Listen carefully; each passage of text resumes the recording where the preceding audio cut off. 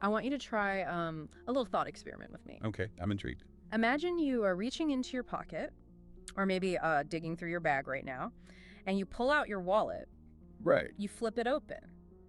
But you aren't doing it to grab a card to pay for your coffee, and you aren't doing it to check if you have like a $20 bill left over from the weekend. Yeah, you're looking for something else. Exactly. I want you to imagine lifting the flap of your wallet as if you are lifting the lid of a mirror. Oh, wow. Look closely inside, because what you are seeing in there isn't actually currency. Mm-hmm. You're seeing yourself, and not your physical face, but your deepest patterns, or your quietest fears. You are staring directly at your silent, ongoing negotiations with your own worthiness, your safety, and, well, your right to exist in the world. That's such a profound image to start with. Welcome to the deep dive, by the way. Today we're looking at money, but not interest rates or budgeting. Right, no financial advice here. Exactly. We're looking at money as an interface between your inner world and the outer world. And that mirror analogy is perfect because it just completely strips away the illusion we all walk around with every day. What do you mean by that? Well, when we study the architecture of human awareness, how you actually experience being alive, one of the foundational truths we find is that nothing in your environment is neutral. Right. A chair isn't neutral, a passing glance from a stranger isn't neutral, and, certainly a $20 bill is not neutral. Oh, absolutely not. Right. So as a Gestalt psychologist, I look at how we constantly organize our reality into meaningful wholes. And through that lens, money is, it's arguably the most potent symbolic object in modern life. The most potent. Yes. The sheer act of touching a credit card or, even just thinking about your rent, it instantly activates the entire structure of your consciousness. You use the word architecture, which it immediately makes me think of the philosopher Martin Heidegger. Oh, sure. He had this brilliant concept of care, the idea that we never just encounter objects as inert, dead things lying around in the world. We're always involved with them. Exactly. We only encounter them through our involvement with them. Like if you look at a hammer, your brain doesn't just see a chunk of metal attached to a stick of wood. Right, it sees a tool. Yeah, your brain instantly registers it as for building or for fixing. And money operates the exact same way, just on a much more intimate psychological level. Intimate is the perfect word for it. Yeah, because money is never just a piece of paper or a digit on a screen. The second you interact with it, it becomes, for proving I'm worthy or for protecting my family. Or even for buying the love I feel I couldn't earn otherwise. Oh, wow. Yeah. Precisely. Money never arrives alone. It always arrives draped in the invisible garments of your past. So how does that actually work in the brain? Well, to really understand how this mechanism functions, the moment you interact with a dollar, we have to look at the immediate psychological environment that dollar enters. In Gestalt theory, we call this the dynamic between figure and ground. Figure and ground. Let's make that concrete for the person listening right now. Sure. Suppose you and a coworker both receive an unexpected $500 bonus at work. Okay, good scenario. You look at that extra $500 and you just exhale. Your shoulders drop. Total relief. Right. You think, wow, I can finally breathe this month. But your coworker gets the exact same $500 and they immediately tense up. Their jaw clenches, their mind starts racing. They're panicking. Yeah. They're thinking, what's the catch? Does my boss expect me to work through the weekend now? Who's going to ask me for a loan? Right. It is the exact same objective dollar amount, but it creates two radically different realities in the room. That split right there, Yeah. that is figure and ground in action. Okay, break that down for me. So the figure is the focal point of your attention. In this case, it's the $500. But the figure never, ever exists in a vacuum. It always emerges against a ground, which is the contextual backdrop of your entire lived experience. Ah, so the ground is everything else going on behind the scenes. Exactly. So for your coworker, the ground might be a childhood defined by extreme scarcity. Or maybe, where gifts always came with strings attached. Or like cultural myths they absorbed about wealth making you a target. Yes, absolutely. So the figure isn't just $500. The figure becomes $500 as a trap. A trap? Wow. The objective number is merely the trigger that brings their entire background field of anxiety into sharp, sudden focus. But wait, what if the math really is the problem? What do you mean? I mean, if I'm playing devil's advocate here, let's say it's 2 a.m. Okay. I'm lying in bed, the room is completely dark, and I'm staring at a looming massive debt on my banking app. Yeah, terrifying moment. Right. In that moment, the problem isn't my childhood, and it isn't some, philosophical perception. The problem is the literal number on the screen. The math simply does not work, and that is an objective threat. It's a completely fair challenge, and I want to be very clear, the objective math absolutely exists. Right. The debt is real. The debt is very real. Yeah. But here is the critical distinction. Attention shapes what becomes real to us in our lived experience of any given moment. Okay, explain that. Let's borrow a classic concept from cognitive psychology. Think of those ambiguous optical illusions, like the famous drawing that can look like either a duck or a rabbit. Right, where your brain flips back and forth depending on how you look at the lines. Exactly. Now, experiments have repeatedly shown that if you prime people with words related to fear or threat, right before showing them that image, What happens? they overwhelmingly see the threatening interpretation of the shape. Oh, wow. Yeah. And if you prime them with words related to safety, they see the benign interpretation. And so money is doing that priming. Money is the ultimate priming stimulus. So when you are staring at that banking app at 2 a.m., consumed by financial anxiety, that debt becomes this massive, all-consuming figure. And what happens to the ground? It completely disappears. The warmth of the bed you're lying in, the connection with your partner sleeping next to you, your actual capabilities, your health, your future possibilities, all of that fades into an unnoticed, invisible background. Wow, so I'm completely blind to it. Exactly. The math is real, yes, but your attention has been hijacked, and your perception literally reorganizes your entire reality around the threat. So I'm no longer living in my room. No, you are living inside the debt. That is a terrifyingly relatable way to put it. I mean, the math is a fact, but the world I'm living in at 2 a.m. is entirely constructed by my fear of the math. Yes. So if our perception of a simple dollar amount is completely dictated by our past experiences, this ground we keep talking about, how does that actually drive our behavior when those past experiences are painful or unresolved? Well, this brings us to one of the most powerful involuntary dynamics in the human nervous system, Which is? the craving for closure. The human mind is desperate for coherence and structure. When a situation or an emotion is incomplete, it creates a persistent psychic tension. Think about a pattern we see everywhere. Okay. Someone overspends, feels immense shame, severely restricts their budget to punish themselves, eventually rebels against that unbearable restriction, and overspends again. Oh, yeah. The classic cycle. Right. And society loves to label that a moral failure. Financial gurus will tell you it's a lack of discipline. Sure, they say you just need to try harder. But from a perceptual standpoint, it is not a moral failure at all.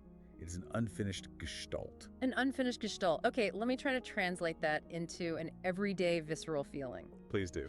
To me, that sounds exactly like having a dozen vague, slightly threatening emails sitting in your inbox that you refuse to open. Yes. Or a stack of unopened medical bills sitting on the kitchen counter. Exactly. The weight of that financial clutter isn't actually about the dollar amount printed inside the envelopes. No, not at all. The exhaustion comes from the lack of form. It's this dangling, unresolved thread that just quietly drains your processing power in the background all day long. That is the exact mechanism.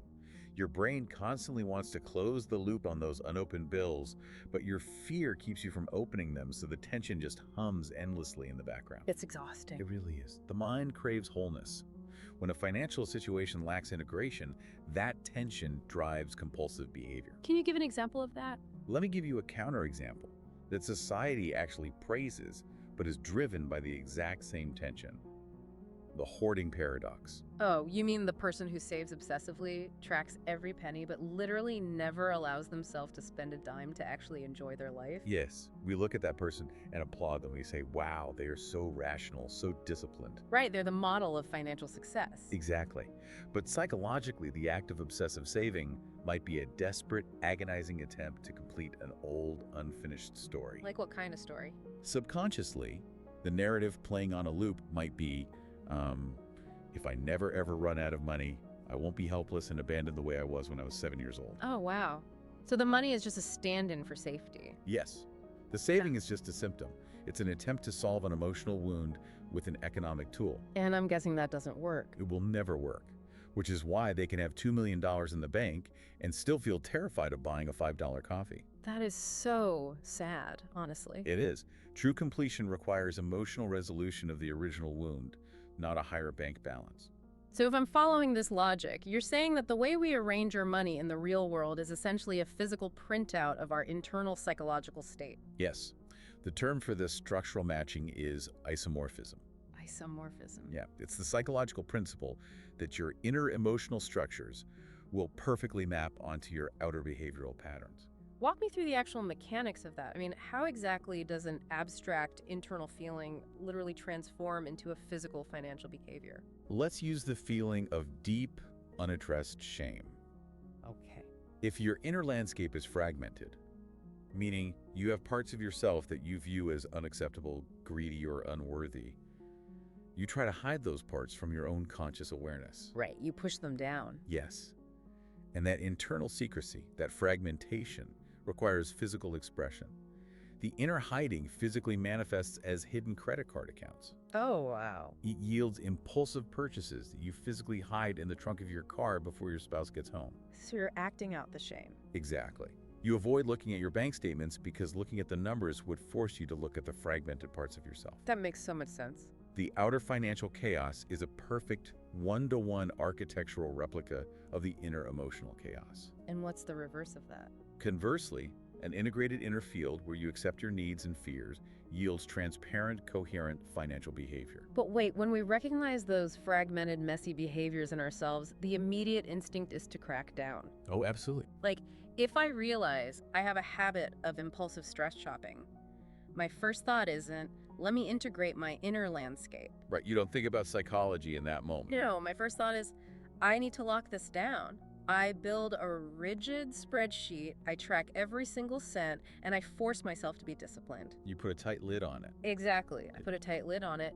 Doesn't that forced control fix the outer behavior? That is the ultimate trap. And it's why most strict budgets fail. Really? Yeah.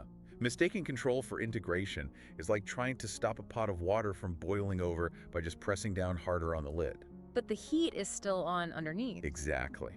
The pressure, the emotional wound, the unmet need is still generating heat. So the spreadsheet doesn't cool it down? Not at all. If you try to force a punitive spreadsheet on yourself without addressing the inner alignment, your psyche will eventually rebel to relieve the pressure. I've definitely experienced that. We all have. You'll stick to the spreadsheet for 3 weeks feeling miserable and deprived, and then you'll have a bad day at work. And then boom. Boom. The suppressed need for comfort will explode, blowing the lid right off the pot. You'll make a massive sudden purchase under the guise of, well, I deserve this. Which just creates a new cycle of shame. Exactly. You cannot force wholeness through restriction. So if I can't spreadsheet my way out of it, and I can't just slap a lid on the boiling pot, what is the alternative? It takes a totally different approach. Let's get incredibly practical here. Say it is 3 p.m. on a Tuesday. I just had a terrible ego-crushing meeting at work. Okay, setting the scene. I am sitting at my desk, staring at a $300 jacket online, and my finger is hovering over the buy now button. Right.